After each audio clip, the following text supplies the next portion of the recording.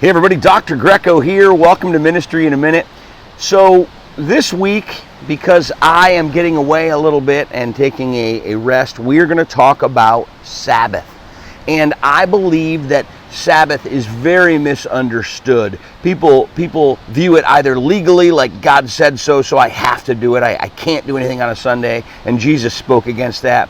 Or they simply think it's just a time to rest physically. And that's not it either, although I think that is part of why God commanded it. But the key to understanding the Sabbath is in God's first command to do it. In Exodus chapter 20, verse 8, where he lays out the 10 Commandments, he says, honor the Sabbath and keep it holy.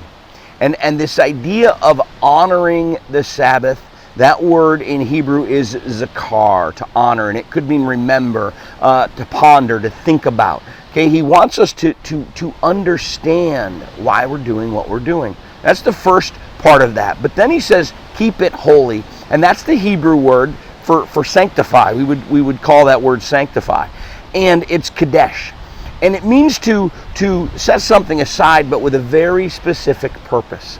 Okay, and to me, the phrase that pops into my mind when I think about this is rest with a reason.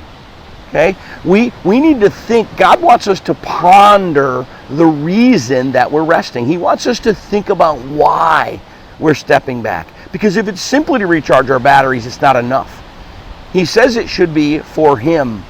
And I believe it should be to take in all that He's done, to remember what He's done for us, to enjoy His beauty, like what's behind me, all of those things. Okay? But it has to be about Him. And so take some time and think about why we're resting.